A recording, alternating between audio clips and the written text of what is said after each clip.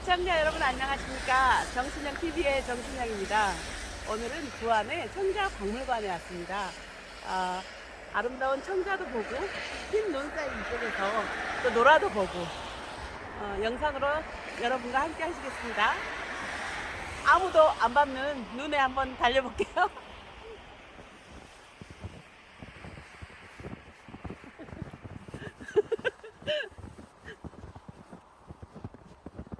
아.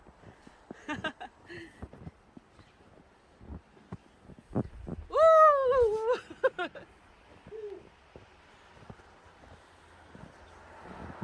됐어요? 청자박물관. 부안 청자박물관.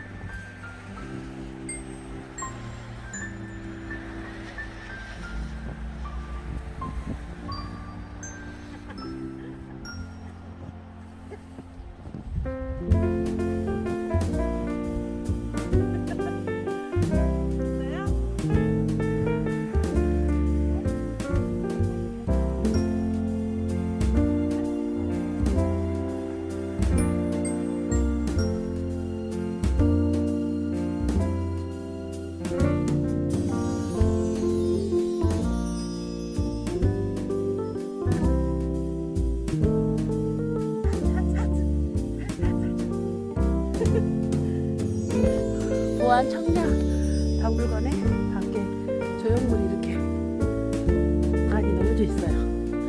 여기 양쪽에 용 그림이 있네요.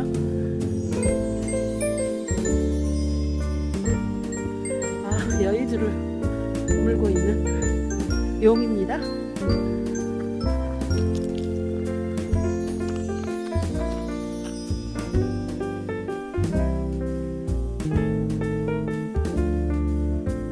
부안의 청자박물관입니다.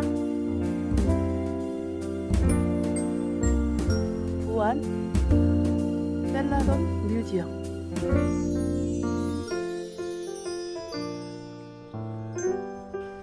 부안 청자박물관 입장료는 개인 3,000원이고요. 단체 2,000원입니다. 박물관 모양이 제 115호 네. 청자 상감 네. 국화문이 넝쿨 완영. 그런데 왜 중요하냐면 그것이 상감 청자로서 발견된 것 중에 지금까지는 가장 오래된 역사를 가지고 있어요. 그리고 그것이 우리 부안 이곳에서 만들어졌다고 했기 때문에 의미가 더 큰 거죠. 네. 그 다음에 바깥에서 보시면 이 청자 박물관의 빛깔이 우리가 말하는 청자 색이에요. 비추색, 비색, 옥색이라는 표현을 쓰죠. 네. 근데 색을 칠한 게 아니에요. 구리는 한 30년, 40년 정도 지나면 색이 바래죠. 네. 이렇게 푸른 꽃으로. 그래서 처음부터 구리를 산화시킨 산화동으로 청자빛을 띄고 만든 거고요. 그 다음에 이 벽을 한번 보시겠어요? 네. 아래서부터 위에까지 색깔이 변해가고 있죠. 네. 가만 속에서 청자가 익어가면서 변해가는 얼굴이에요. 그러니까 청자의 빛깔을 만드는 요소는 굉장히 여러 가지만 있지만 근데 온도상으로만 표현해 드리면 여기는 온도가 한 700~800도 내외, 여기는 온도가 1100도 내외, 가장 높이 있는 게 1250도예요. 그래서 그 과거의 온도를 1250도 정도까지 끌어올렸다는 건 오늘날의 반도체 기술과 맞먹는다고 할 수가 있고요. 여기 들어오신 유리문 한번 보시겠어요? 네. 얼음에 금이 간 것 같죠? 네. 그래서 얼음 빙자, 찢어진 열자를 써서 빙열이라고 하는데 실제 청자에는 이런 빙열 현상이 있어요. 모든 게 열받으면 늘어났다가 식히면서 줄어들죠. 바로 가마속에서 열에 의해서 늘어났다가 식히는 과정이 줄어드는데 도자기를 만든 흙은 약 20에서 30% 축소 비율을 보이고요. 그 겉에 바른 위약은 15에서 한 20% 내외로 축소 비율을 보여요. 똑같지가 않죠? 되게 축소 비율이 높네요. 그렇죠. 생각보다. 그렇기 때문에 청자에는 이렇게 얼음에 그냥 빙열 현상이 생기는 거예요. 그리고 이제 지금부터 이제 2층으로 빙열 현상. 빙열. 네. 네, 2층으로 안내할 건데 네. 짧게는 700년, 길게는 1000년 된 청자 진품이에요. 고려 청자 진품을 보여드리는 거고 네. 진품이 아닌 경우에는 네. 재현품이라는 어. 용어를 쓸게요. 지금 1200년 전의 것이 지금 아니, 있어요? 1200년이 아니고요. 네. 고려 시대니까 짧게는 700년, 길게는 1000년 정도 된 1000년 정도 된 네, 그런 게 고려 청자가 되는 있어요? 거죠. 네, 당연하죠. 1000년 된 거 볼 수 있대요. 그렇게 확정하시면 700에서 1000년 된 700에서 1000년 된. 네.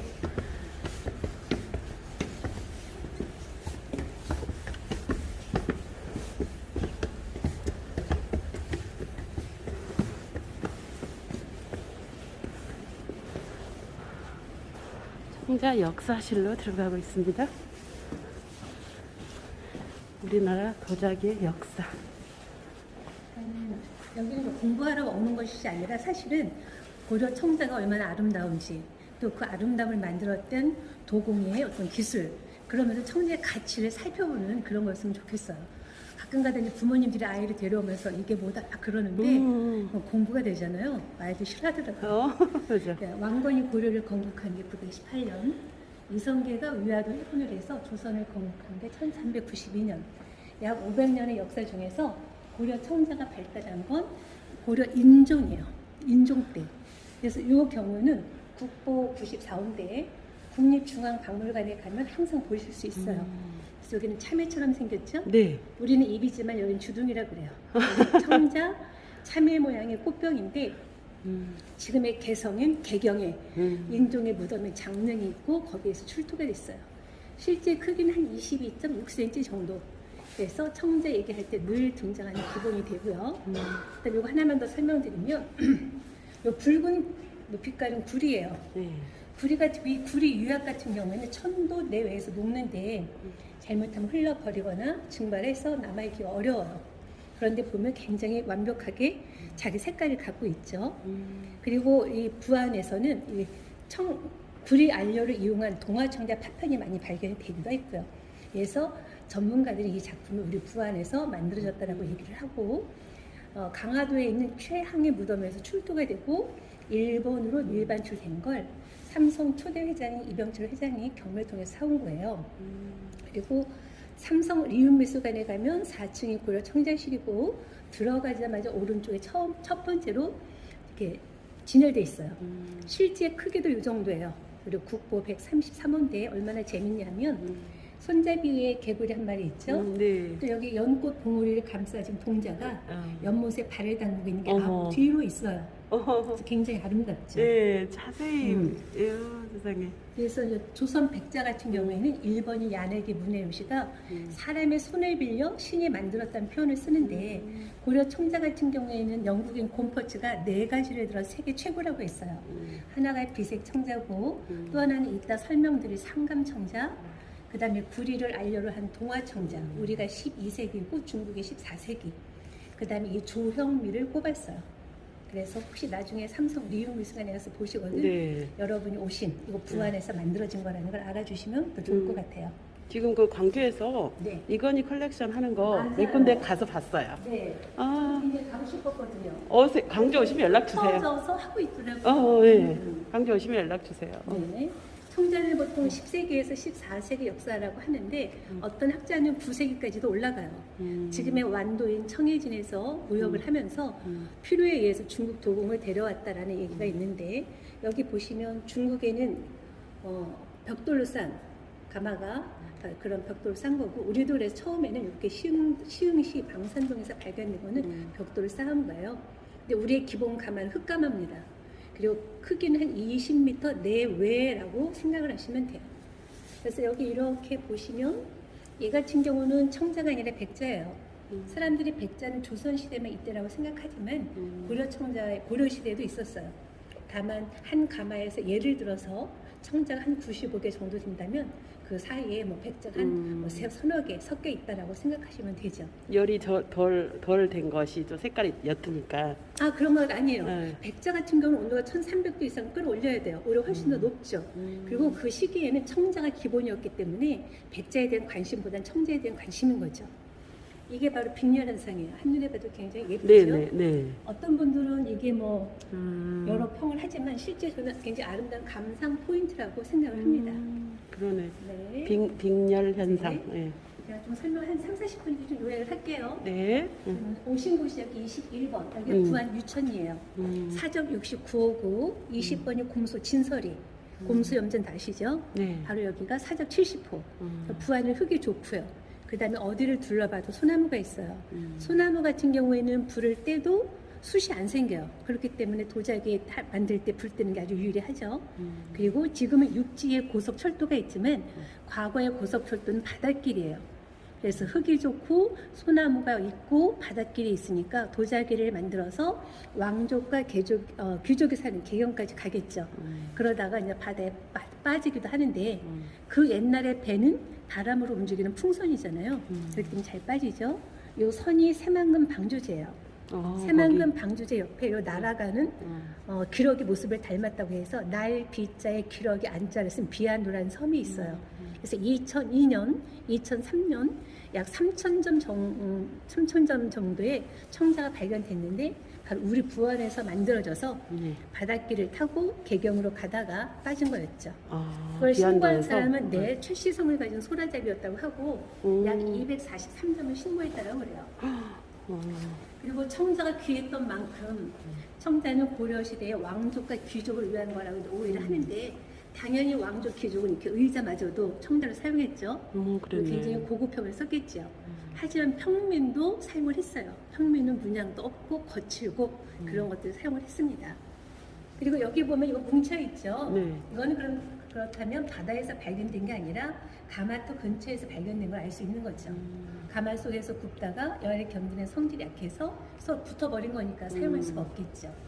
여긴 제가 명품실에서 설명을 해드릴게요. 네.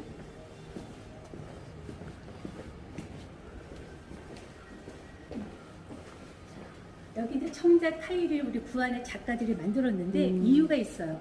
실제 고려시대에도 청자 타일이 있었어요.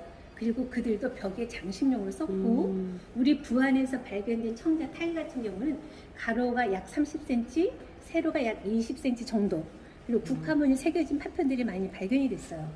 그리고 이 안에 있는 모든 문양들은 고려 청자에 있는 문양이에요. 그리고 지금 다 상감 기법으로 했는데 상감 기법을 잠깐 설명드리면 상감 청자의 상은 형상을 만드는 거예요. 흙으로 도자기를 빚었겠죠. 뾰족한 걸로 홈을 파요.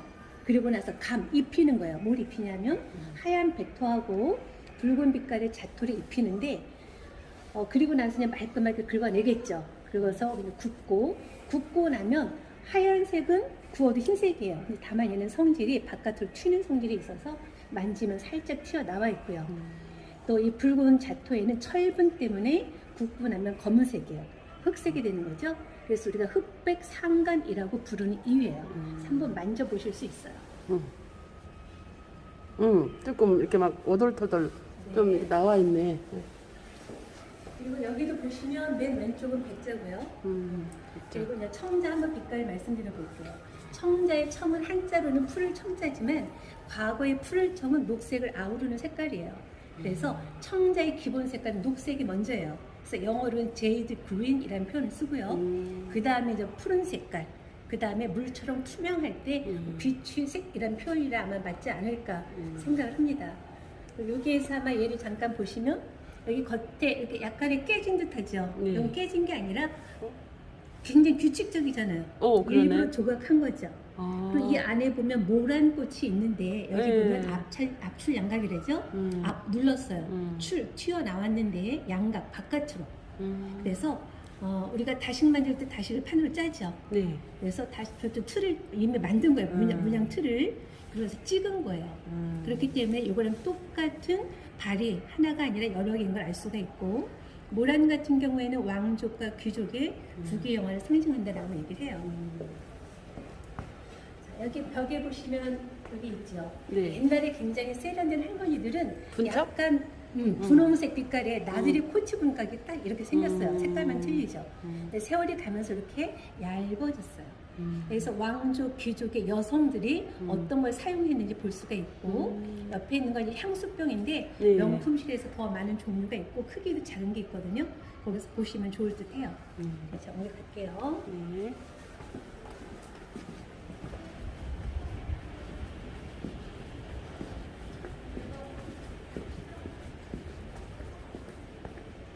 도자기를 보는 기준은 크게 세 가지예요. 모양, 문양, 빛깔을 봐요.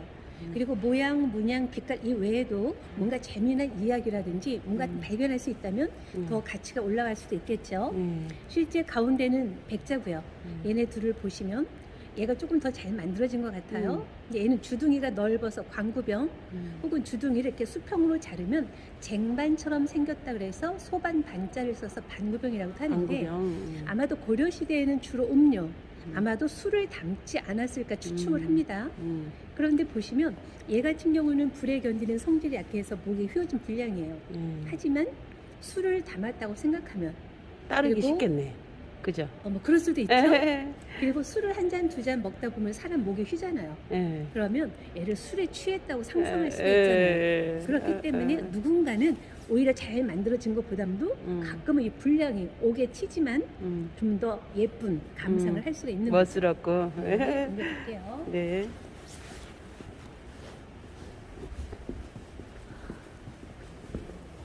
명품실로 갑니다. 우와.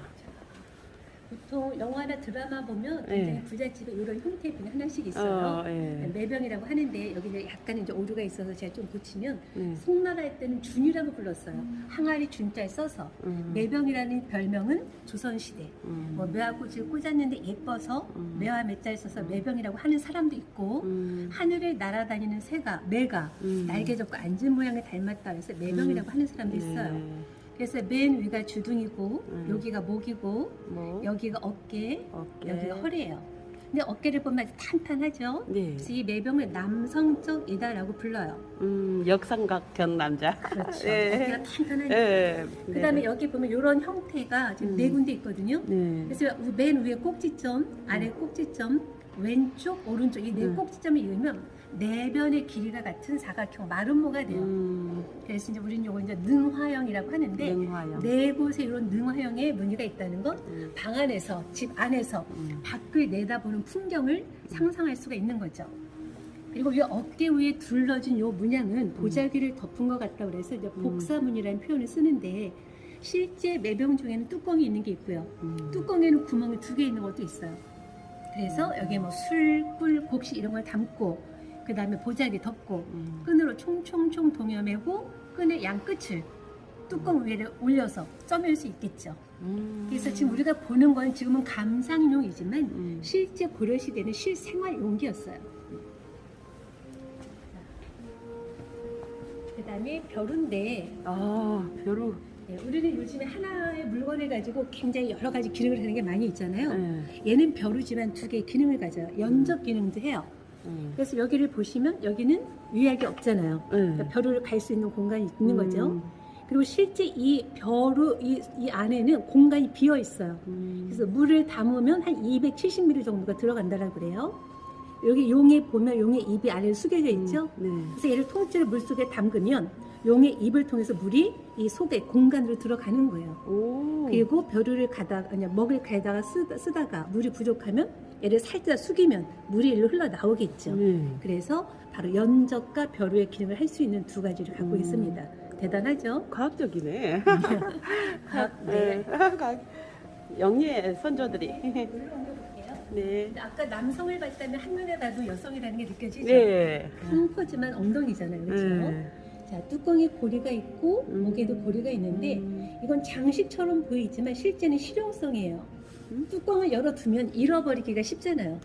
그래서 끈으로 이 두 고리에 엮어서 뚜껑을 잃어버리지 않게 하는 거예요. 그 긴 목을 타고 내려와서 있는 이 문양을 여의도문이라고 그래요. 요 약간 영지버섯처럼 생겼죠. 네네. 여의도문 할 때 앞에 여의는 만사 여의 모든 걸 이루십시오 하는 뜻이고요. 여기 보면 요거는 나무가 아니라 구름이에요. 그러니까 만물을 생성하게 하는 기운이 되겠죠. 그래서 얘는 도자기를 만들어서 뾰족한 걸 살짝 판 다음에 유약을 입히는 음각 기법을 썼어요. 제가 굉장히 애정하고 좋아하는 것 같기도 좋아하는 작품인데 닮았어요. 굉장히 정갈하잖아요, 그렇죠? 네. 말수도 없고 고개를 보이잖아요. 그래서 저는 이렇게 생각을 해요. 해설사님하고 머리에 닮은 것 피를 같아. 꽂고 귀걸이를 하고 목걸이를 한 여인네, 혹은 모가지가 길어서 슬픈 짐승이라는 식구도 떠오르죠. 네네네. 또 프랑스에 있는 모딜리안이라는 화가가 있는데 목이 긴 여인을 굉장히 많이 그렸어요. 그래서 작품 하나를 놓고도 동서양, 과거와 현재를 넘나들 수 있는 감상을 할 수가 있어서 좋은 것 같아요. 네. 자, 요 피리는 원래 2분의 1은 고려시대 거고요. 2분의 1은 복원을 한 거예요. 앞에는 구멍이 7개 보이지만 뒤에 2개 더 있어요. 안 보이지만. 네, 그래서 운지를 할 수 있는 거고요. 아까 저 여인네가 굉장히 고즈넉하고 조용하고 정결하면 화려하네. 그렇죠. 한눈에 봐도 화려하고 도도하고 귀족적이죠. 전체 문양이 가득 찼잖아요. 그쵸. 근데 넘친다는 어떤 그런 거는 없어요. 굉장히 미적 감각도 뛰어나고 아주 예쁜 것 같아요. 마찬가지로 여기에도 이렇게 고리가 있잖아요. 아까 뚜껑을 잃어버리지 않게 하려는 거겠죠. 그래서 저는 얘를 보면 이런 생각이 들어요. 머리에 미용실 가서 머리를 올리고 얼굴, 목, 드레스를 입었다고 상상을 해보세요. 손을 옆으로 들어 올리고 쉐리 댄스 춤추실까 하는 느낌 나죠. 네, 맞아요. 그래서 과거의 영화 바람과 함께 사라지다 보셨죠? 네. 거기에 나오는 스칼렛 오하라처럼 화려하고 도도하고 귀족적인 느낌이 나죠. 네. 이렇게 뛰어가겠습니다. 야, 다 멋있다. 베개예요. 아, 먹침. 네, 구멍이 뻥뻥 뚫린 거 투각기법이라고 그래요. 네. 요 벽의 백미는 바로 여긴 거죠. 위에 부분. 학 2마리가 서로 목을 휘어감고 있어요. 암컷, 수컷이 애정한다는 걸 한눈에 알아볼 수가 있죠. 그래서 과거 왕족, 귀족의 후살스러움을 볼 수 있는 거고요. 그 다음에 여기로 옮겨볼게요. 여기 보면 이게 바로 향수병이에요. 여기에 뭐 사양이라든지 뭐 향이 좀 꽃의 액기스 같은 걸 담아서 향수병을 사용했겠죠. 크기를 봐도 우리가 지금 들고 다녀도 크게 무리 없는 그런 거죠. 저는 개인적으로 이걸 좋아합니다. 철을 알료로 해서 끝무늬를 이렇게 내려냈는데 굉장히 예쁜 것 같아요. 저는 그 앞에 거. 요거요? 아니. 요거 상감한 거, 모란 상감. 네, 예쁘죠. 네. 조금 해가지고. 그렇죠. 그다음에 보신 곳이 여기 부안 유천이에요. 박물관이 들어서기 전에는 유천 초등학교였어요. 여기가. 네, 그리고 유천 초등학교 이전 고려 시대로 가면 도자기를 만드는 터였고요. 가마 터였거나 이런 파편이 굉장히 많이 쌓였겠죠. 그래서 그건 실제 파편입니다. 그래서 이교구의 동국 이상국집에 이런 표현이 있어요. 10개 중 하나를 골랐다. 청자 10개 만들면 완벽한 건 하나 정도란 얘기예요. 그만큼 만들기 어려웠다는 얘기고요. 다 이렇게 좀 마음에 안 들면 다 이렇게 묻어버렸나 봐. 아니에요. 쓸 수 있는 거 다 썼어요. 귀했기 때문에. 다만 완벽한 거는 그 정도 퍼센트가 그렇다는 얘기예요. 밖에 나가면 1호 가마와 5호 가마가 있는데 1호 가마를 3분의 1로 줄였어요. 여기가 부를 때는 아궁이 봉통, 도자기를 올려놓고 굽는 소성실. 그런데 그냥 바닥에 놓으면 흙이 묻겠죠. 이거 달라붙겠죠. 그래서 도자기도 벽에를 둬요. 뭐라고 부르느냐 하면 도지미. 한자로는 도지미. 한자로는 도침. 도침. 삼김새는 다양해요. 원통형, 장구형, 원반형, 발에 3개 달린 것도 있어요. 이 위에 도자기를 올려놓고 굽는 거예요. 근데 불을 떼다 보면 먼지가 달리잖아요. 네. 그래서 얘네도 마스크를 써요. 뭐라고 부르느냐면 갓발. 이렇게 갓발. 완벽하게 씌워주는 거예요. 그래서 도지미 위에 도자기 올리고 갓발까지 씌운다는 얘기는 최고의 질 좋은 고려 청자를 만든다는 걸 알 수가 있죠. 그리고 누가 쓰겠어요? 왕족, 귀족이 쓰겠죠. 자, 1층으로 모실게요. 한번더 불러주셔야 돼요. 네. 극장 시 위험하오니 손잡이를 잡고 노란 안전선을 타십시오. 내란자와 어린이는 보호자와 함께 타십시오. 뛰거나 장난치거나 측면에 기대지 마십시오. 항공구도 중 에스컬레이터로 올라가십시오. 여기서 청자 이렇게 그 만들어 체험도 하나 봐요. 그럼요. 굉장히 체험하러 많이들 오세요. 네.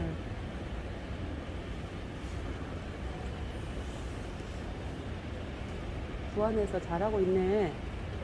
부안 군수님 성함이 어떻게 되세요?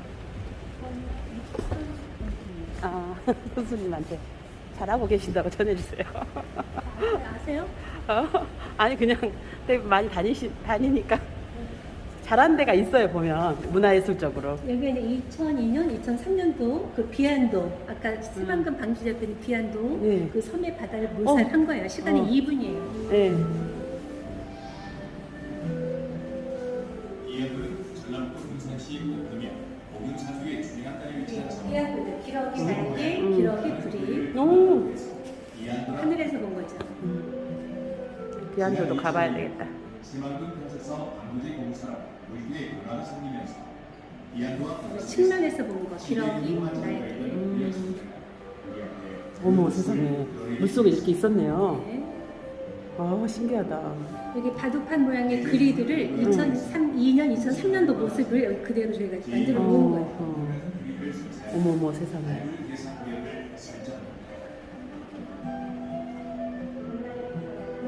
어머머 그대로 침몰했네.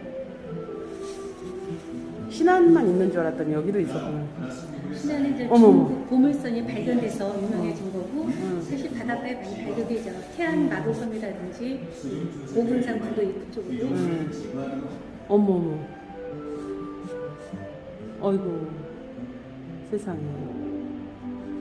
구조물이 제거된 이유는 철저한 기록과 도면 작업, 사진 촬영 등의 자료 수집을 한 안전하게 인양, 아이고.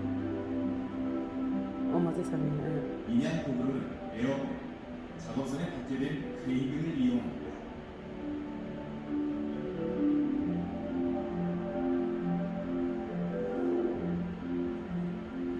비안도에서는 청자 상당 국화문화 등 무려 정자 3,172정도가 목재편 4점의 유물이 인양되는 출토된 고려 정자들은 접시와 대접 등 생활장애가 대부분이었으며 소량의 갈과 완 함께 발견되었습니다.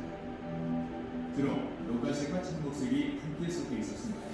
이 색의 이게 여기 오신 이거 부안이고 여기 비안도. 이 유물들은 수계진 분양과 상담 기법 등으로 봐서 부안 유천리 황하에서 만들어진 청자를 실은 데가 부안을 떠나 개경으로 향하다 풍랑에 사초된 것으로 보입니다. 오 이쪽으로. 오 이렇게. 안녕하세요. 청자를 만들어가는 과정이에요. 네. 여기 아까 상담청자 상, 형상을 만든다 그랬죠? 음. 홈을 팠어요. 감, 입혀요. 하얀 백토와 붉은 자토 입혀서 말끔하게 긁어낸 다음에 굽고 굽고 나서 유약에 한 번더 담궜다가 굽게 돼요. 이 유약에는 장석, 주석, 석회석 같은 돌가루, 그다음 나무를 태운 잿물이 들어있는 거예요. 그래서 이론상으로는 3%, 그 정도의 철분이 들어있으면 청자빛을 낸다라고 하지만 과거에는 그걸 측정하기 어려웠겠죠. 그래서 도공이 이 흙의 성질이라든지 그 주변의 나무들 여러 가지를 파악해야만 청자빛을 만들어내니까 어려움이 있었겠죠. 네. 가만속을 보시면 네. 아까 이 골짜기 밑에 까는 빛이 빛이었죠. 완벽하게 덮고 있는 게 갑발. 그 다음에 여기 보면 깨고 있는데 이건 과장된 거야. 아까 10개 중 하나를 골랐다 그랬잖아요. 네. 쓸 수 있는 건 다 썼어요. 지금은 택배를 뽁뽁이를 하지만 과거에는 깨지지 말라고 집이나 갈대를 사이에 깔고 소나무 깎아서 기둥 세우고 새끼줄 엮어서 이렇게 배에다가 실는 거예요. 그래서 이렇게 부안을 떠나서 왕족 귀족이 사는 개경까지 가다가 바다에 아까처럼 빠진 걸 모습을 볼 수가 있었죠. 그래서 제 해설은 여기까지 간단하게 끝낼게요. 네, 감사합니다. 한 번 더 보시고요. 네.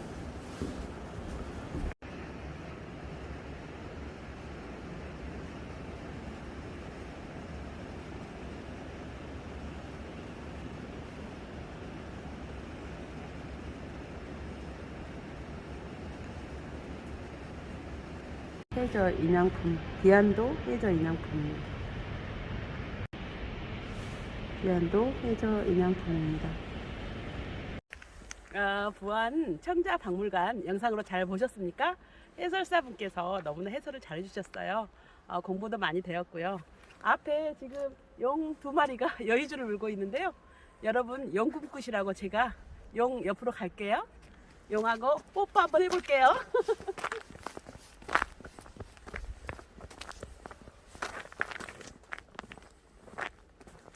시청자 여러분 용 꿈꾸세요. 메리 크리스마스 해피 뉴 이어.